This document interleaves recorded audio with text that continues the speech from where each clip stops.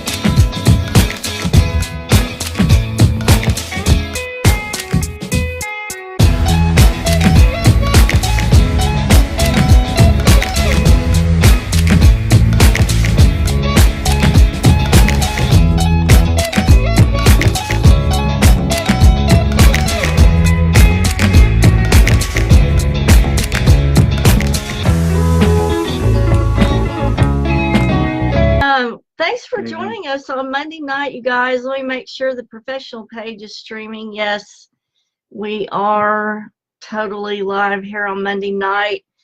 Thank you for joining us again this evening, Shifu Careaga. This is the ongoing series of the Electric Universe. Right.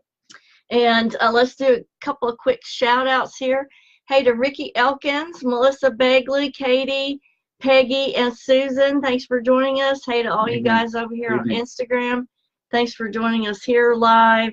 So we're going to go over today, and we've talked about in the past, Chinese natural philosophies, extended plasma, electromagnetic cosmology. Yeah. And so we're going to take a deep dive into some stuff like that this evening. And finish up the Saturn Myth. Yes, and finish up Saturn Myth. Be gone with you, Saturn Myth. Hey to Robbie Prince. Can't get rid of it forever. Melissa says, handsome guests. There you go. Thank you. Awesome. Tired guest. And also, if you guys have any questions at all, put them in the comments. We will address those as we get to them. And if I don't get to them during the live show, I promise you I will go back and answer all of those after the show is over. So tell me. What do you want to do first? You want to do science updates? Let's do the science updates, yeah, because there's some big stuff going on. There are some really cool things going on. Yeah. I saw an article that fish see with electric colors. Mm-hmm. They have been simulating electric basically hurricanes on the sun, inside the sunspots. That was very interesting to find out. Yeah. It's not so surprising if you really think about it, because we saw, I guess it was last year, those 2 X-class solar flares power up those hurricanes to where we had 3 hurricanes. We had 2 Class 5 hurricanes, and then that one that just formed the same way that we had this year, just formed by the Yucatan and just went straight on up. We also, of course, the big news, finding of the 12,000-year-old crater in Greenland. Yes. That's a really big deal. If any of you are interested in more information about that, didn't you post that in one of the groups? In the Mist of Time. Mist of Time group. It's been shared, and that's spelled like MYST. It's a double entendre for the video game and also mystery. So we're trying to uncover the myths that cover everything. So, but that is a really important discovery, because it confirms the part of my paper in the plasma glyphs paper that the impact site would not have been like northern Michigan and ice chunks hitting the Carolina Bays. Of course, I showed the Carolina Bays they just don't fit. The trigonometry doesn't fit for a singular origin. They're not at the same age. They just have several different origins. And of course, we're going with an electrical cause, but I'm open to multiple possibilities. It's just that it seems more likely that the area is got some kind of special charge and keeps attracting. Well, we have solar storms really quite often, actually. Depends on which kind of solar storm that we're talking about. But you're right. Every 11 years we have a sunspot cycle. Hey to George, good point. George says every 10 to 11 years we have a major solar storm. So we keep up with the solar winds and any CMEs on it. What is that channel called? Suspicious Observers. on YouTube, and it has a daily kind of forecast that gives you the latest on the solar, wind, and CMEs and coronal holes and all that. You can also go to spaceweather.com. Spaceweathernews.com. And of course, my paper came out with all the information with the solar and lunar data. If you go to bluelotushealth.com/blog and you go to the one called Evidence-Based Medicine, you can download my long paper and where I show that solar wind density is related to people's what people report in their change of pain. So that's going to be a really useful paper for discussing that's solar very wind. useful to know. Yeah. Now here's my question for that. Yeah. So let's say, we're having a CME, we're having a solar storm, or just a coronal hole, and your symptoms get worse. Is it gonna, should you go and have an acupuncture treatment or something? That's a possibility. Is it gonna? Definitely, the acupuncture showed one of the best ways of relieving the electric fields. In all 3 trials, the electric field to change in pain ratio, so DE to DP, was always over unity. For the controls, was always under unity. So you get a better than 1-to-1 ratio. In one trial, electrostim did better, and in one, the regular acupuncture did better, which is what I would expect, because I would expect that some of the charges from the electrostim would possibly be left over, or because you're stimulating the nervous system may be more excited, and therefore the drop in electric field would not be as good. But believe it or not, I got really great results. They can't be definitive because there weren't enough samples, but for the physical releases, whether it was Twain or cupping or gua sha, here's just a really great electric field I release. wonder if the electric stim works as like an EMP and just, I don't know. I mean, I cover how the charges get in, but I didn't really cover in the paper how the charges get out. But it seems pretty conclusive that charges are in there, and the correlation with the moon phase. What was interesting to me, and I have to redo that part of the trial because it was an unexpected result, but that the change in pain that people reported moved in step with the solar wind density of protons. But at the new moon and full moon times, it would either approach each other, the moving averages would approach each other, or they would go away from each other really strongly. And the rest of the time, they like to follow each other. So I want to reproduce that part of the experiment to see if those moving averages really, if that's a permanent result or not. I can't say it's conclusive, but it was really fascinating. Yeah, sounds like, I mean, that to me is really... Also, the trial 2 was really interesting too, because trial 2 involved, we took measurements at the door after they just come in from the environment, and then we took measurements in the room again. And the variation in magnitude of the change was significant enough. And then I cross-referenced that with the type of weather, and there was definitely increased behavior with like overcast and thunderstorm conditions, and the cold and dry seasons, right, and at the full moon. So interesting. Yes, so times when we would expect higher electric behavior, there was more of a variation between the door and the room. That means, static can be a problem for this type of diagnostic effect. But the bottom line was actually the more stringent I made the controls, the worse the control ratio to pain got. Wow. Right? Whereas the electric field one did get less strength, but it always remained over unity. So it was always a greater than 1-to-1 ratio in terms of coulombs to unit of self-reported pain. So that study, it's mostly graphics, people. I promise you. It's a long. It's like 58 pages, but it's mostly graphs and other interesting images. I am going to take another look at that because I would love to see that in more detail. So, hey, thanks for joining us, George, and making that comment. That was a good point. Yeah, Arwen loves your background. Yeah.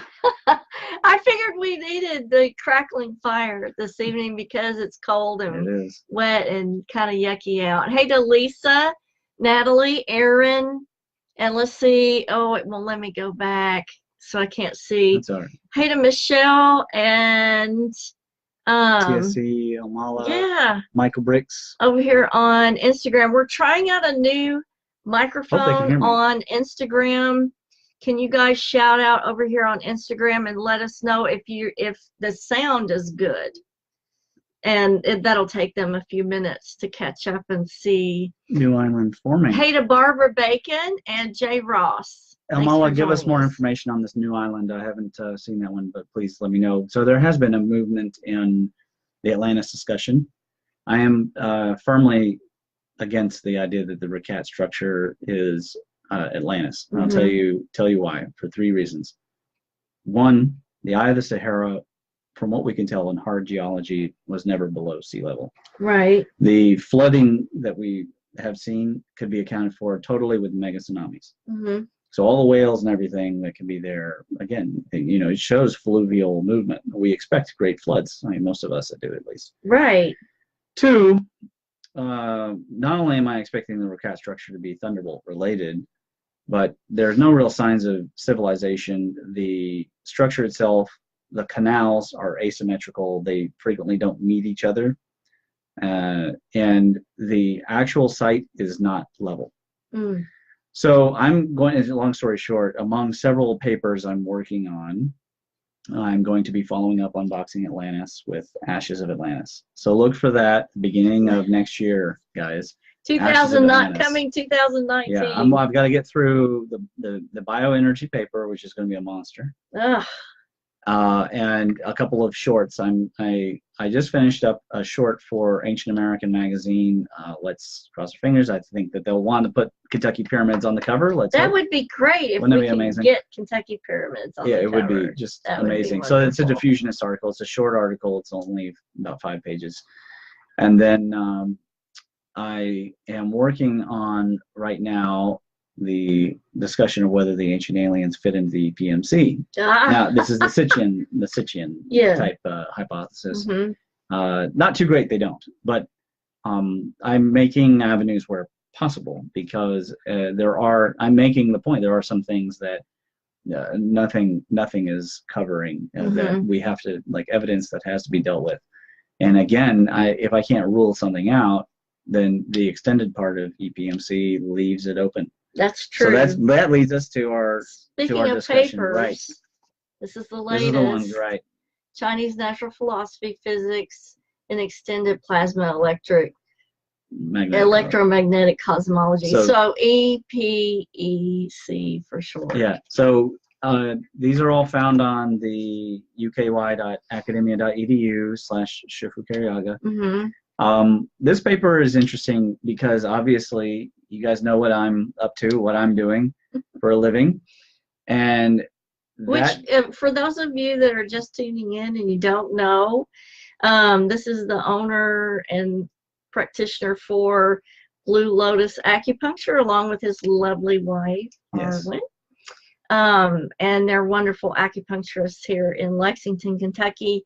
If you need any contact information, I will drop a link to the website in the comments section after the show. So one has to wonder in this journey of switching from, because I did that paper, the 10 benefits of switching from Big Bang to EPMC cosmology.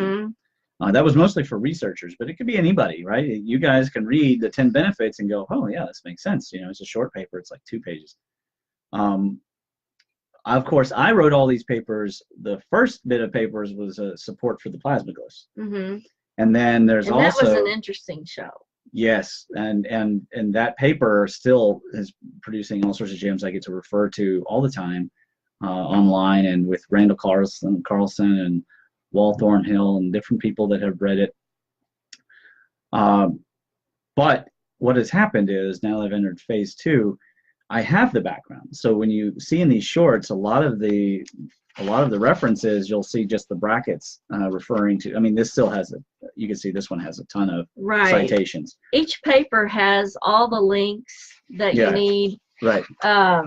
But a number of my footnotes just say bracket 1, bracket 3 to point to these papers, because I put so many citations in these different papers that now I'm able to go back and say, this is how this works and this is how this works. I can refer to the electrothermal vine, and I can refer to the Hygieine theory. And of course, you guys can refer back to our previous discussions on the plasma electromagnetic sky, on Atlantis, etc. And that would help to kind of bone you up. But to see the evidence is a whole new gamut. And it was useful in an online debate today. And the person, when they look through my list of citations, they're like, well, you appear to actually do some research on this. Yes, absolutely. Yes, and that's what the citations are for. But then one goes, well, why are you still doing acupuncture? Well, so we have the study, which we talked about. But it remains the question, because you talk about feng shui, you talk about Badzla, you talk about I Ching, how do they fit into electroplasma cosmology? Exactly. So how do they fit in? I'll tell you how they fit in. They share the same roots. Right. Now, the paradigm of the sciences is different. And I would refer people again to the Bruce Holbrook book, Stone Monkey, A Chinese Alternative Scientific Paradigm. He bases it, he thinks that it's much more in line with algebraic approach of you have to balance both sides of the equation. Because if, of course, take airplanes. Of course, no one here wants to get rid of airplanes, but there's also the undeniable fact that airplanes introduce a lot of pollution to the environment. Right. It and does. There's also the fact that they crash and there's damage that is done. So when we only focus on the positive, this is the problem with modern pharmaceuticals. When you only focus on the positive and you ignore the negative, then the situation becomes more toxic. If you bleach the hospital environment over and over again, you create the superbugs. Right. Because Darwinian evolution, only the strongest will survive. They experience the quickening. Then they come back more powerful than ever. That's right. And so the Chinese sciences are holistic, just like Ayurveda and Persian sciences, etc. The difference being Ayurveda was contained on these palm leaves, and it was definitely father to son kind of business only. They didn't have universities. China, some 1,000 years ago, began a form of university system. They had the temples, but they actually began codifying the medicine. And about 500 to 600 years ago, they began making examinations for the doctors. And so they have standards. Now, once upon a time, they were leaders of science in the whole world. And I have an entire table of some of the I first of all have a table comparing the energy mass spectrum according to the different sciences. But one of the tables, which really I'm particularly happy with, is table 3, where it talks about these different things that China did first. You have surgery with anesthesia, more than 1,600 years earlier. Can you imagine? The press, 572 years earlier. Yeah. Legalism, so living by law instead of by the will of the Lord alone, 1,400 years ago. Wow. Cold and flu pharmaceuticals, 1,500 years. Travel to North America at 60 years. Paper, 1,200 years. Systematic chemistry. Okay, they were inventing Chinese purple Han purple actually before the Han Dynasty.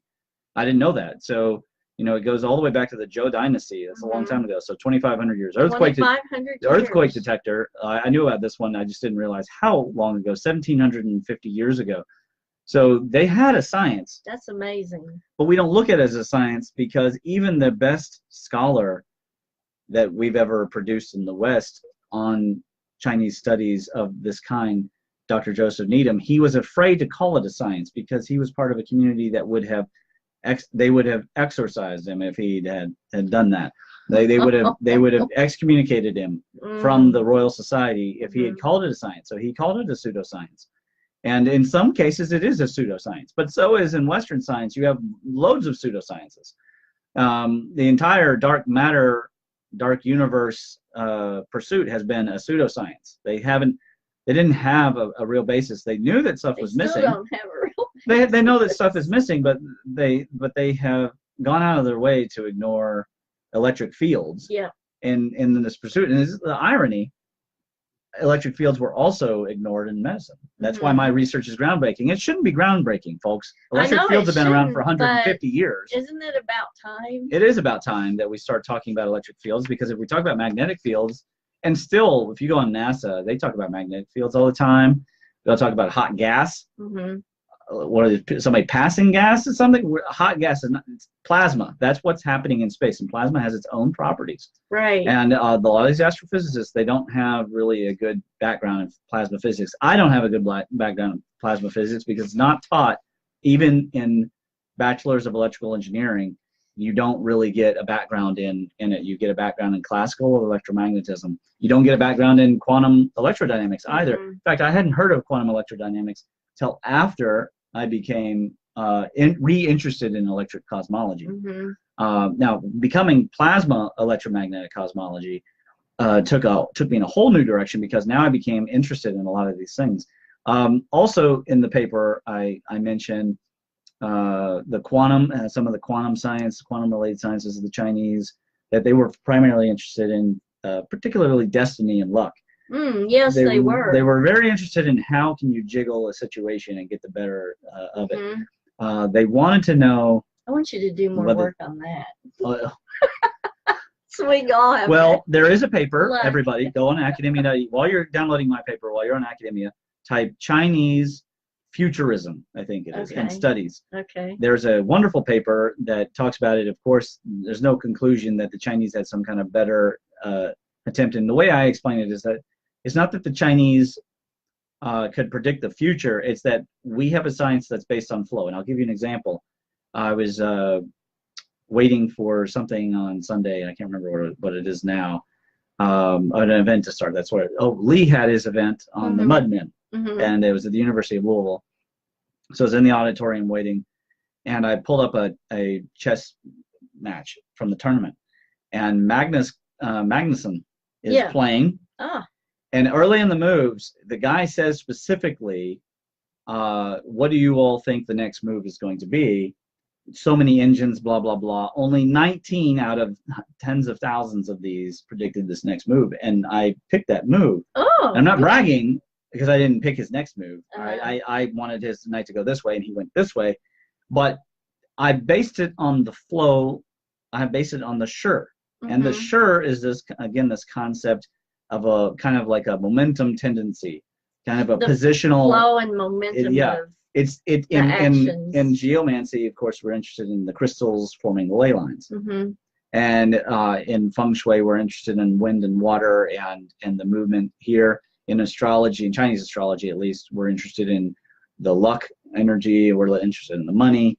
We're interested in all the different forms of energy that can influence your life, and the sure perfectly describes both the positional arrangement and the momentum tendency of the situation. And of course, it's most famous for being a part of the art of war. Right. It's a strategic configuration of power. So much so that there are Pentagon papers written about. They're trying to figure out the sure. And actually, the Pentagon controls the sure very well in the South China Sea, and they do that to keep it there so that it's not in the Gulf of Mexico. Right. It's just a concept of where the position of all the interest and the activity has to be. So the Chinese recognized this a long time ago. The Greeks had a similar-ish term, but Aristotle wiped it out. Aristotle and that generation of philosophers who went very literal and materialistic, they wiped out that word. It was a word that had a cultural meaning. It was slightly different, but there is a lot related, and that's a different paper on sinoplatonic.org. There's a paper on the sure, SHI, and in the Greek root. So of course, Sino meaning Chinese and Platonic meaning the Greek. So that site is dedicated to certain academics who believe that there is a direct connection. Right. Which reminds me of in the Christ the Eternal Tao, his premise there being that logos, the word, is Tao. That logos, the Greek term, had a greater meaning.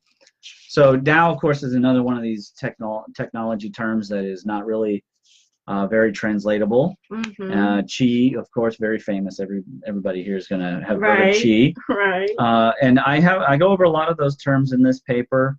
I talk about where it fits in, and the bottom line is the science fits in very well because of the mathematics, the Fibonacci, because of the scientific paradigm, the empiricism. Where it falls out is all the cultural dimensions. Yeah. Things that only, will work for people that have grown up in the language. They have a background in Confucian household or Buddhistic household, and they just know those meanings. Now, that's not a lot of modern Chinese, actually. But there are some who are, they come from affluent families, and they will have touched the classics in their homes. Don't you think the older generation? Some of them, yeah. I mean, connect with there's that a lot little of bit better than the younger generation. You wouldn't believe how much wisdom. We have Aesop's fables, but our kids don't memorize the Aesop's fables anymore. No, I was one of those they weird don't kids even that know did, what I guess. they are anymore. But we had fairy tales, and we had fables, and we had tall tales. In China, a large amount of wisdom was stored for thousands and thousands of years in children's tales and sayings. In fact, there's a whole app, I can't remember the name of it now, but it has Chinese sayings in it, and they're usually the couplets or 4 and 5 character sayings that have these double meanings. And sometimes it's because the character, and sometimes it's because of the character is a homonym for a name or for a place or for an event. And so the wisdom that was contained in that becomes stored away for someone else to unlock in the future. That is not something that would fit very well into EPMC, but what will fit in that's cultural will be anything along the lines of mytho-historical data. So I was watching the Romance of the Three Kingdoms, because I'm obsessive with that. As I call it, the bromance of the Three Kingdoms. It's soap operas for men.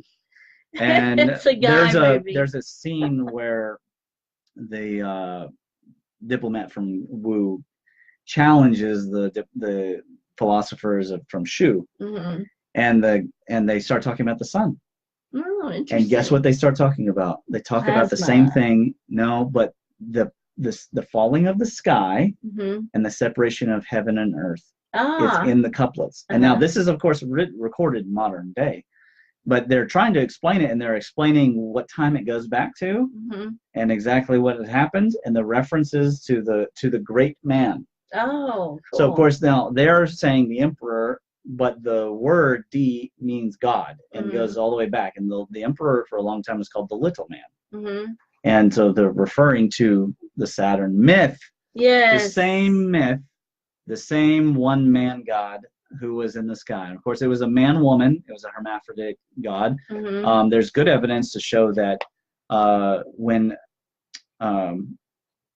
Isis puts Osiris back together, Isis is also Saturn. Oh, cool. Yeah.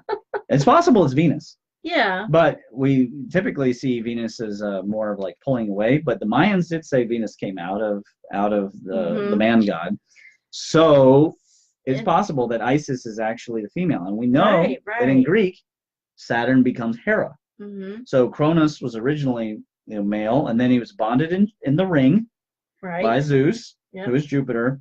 And then now there's this queen god, Hera, and as well as Poseidon and Hades.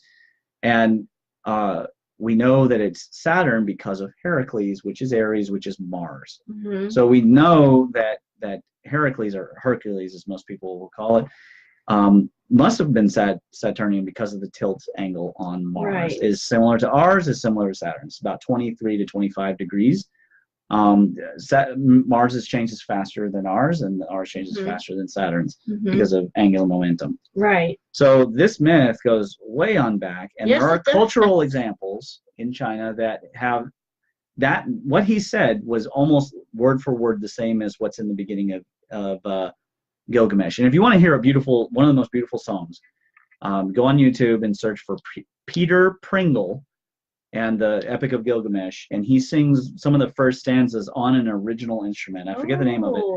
And it is, it's one of those situations. I always say that raga music is the most transcendental, whereas Chinese music is the most mentally soothing. This Sumerian music, you almost really can feel the Anunnaki around you. You can Right. feel It's the resonance. that's 6,000 years old. Yeah. There's something about listening to a Babylonian and Sumerian instrument that takes you way back. His channel is amazing because he does this with lots of different types of instruments. There's Egyptian instruments and Chinese instruments. Say the channel again for Peter people. Pringle. Peter Pringle. Yeah, yeah. Is this on YouTube? Yeah, yeah. He just released a new one that was actually the moon that the First Man movie. He did a big theme and he played this certain instrument and it was kind of like, it looked like a harp. So interesting. it's really, he's fascinating. He makes the instruments and he plays them. Wow. And he sings it in the subtitles are there, but you hear how the Sumerian basically sounded in a beautiful voice. Wow. And guess what the Gilgamesh starts with? It in those days, in those ancient days, before heaven and earth were separated. What in the heck does that mean? Because as far as we know, the sky has always been here and the earth has always been here. Right. Because it's a different sky. That's right. And one more shout out, the channel Greg J. He's a weird, okay? The videos are weird. He does these things where the voice goes up and down and sometimes it sounds Is it dark just a J or J-A-Y? No, J-A-Y. Okay. Greg J. Greg J. And he has 2 videos on Saturn plasma purple dawn cosmology, and he always puts citation at the end of his video. So instead of writing papers, that's interesting. yeah, so you can pause the button, go look those up. Okay. I haven't gone back to capture all of his citations, but I hope to one day. He's very productive too. He's really good, like once, twice, 3 times a week. Yeah. It's a lot easier than reading this. I will put the links to This these is good. channels in the comments. But we have to wrap it up tonight. I know, we went so quickly. It's just, and it's gone. The half hour is gone. Well, by the time that we get back to the next one, there will be a number of these phase 2 papers in.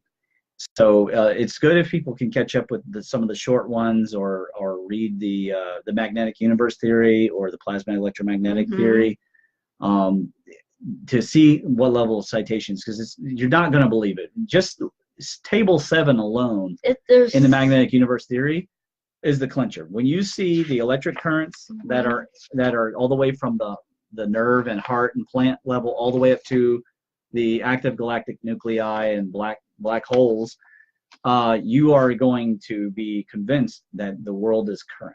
Yes. And it's something we expect. It's energy flow. Right. It's energy flow. Yeah, it's energy flow. We're going to leave you with that tonight, folks. I ask you to go ahead and hit the share button and share this video out with your friends if you've enjoyed it, because, you know, we all need to know about the latest research that's going on with the electric universe. I will be back next Monday night with part 2 of dream walking. Is it ethical? Is it not? Should you do it? How to do it? And I'm going to leave you with that. Kisses from Kentucky. And I will see you guys next Monday. Thanks for joining us. Thank you.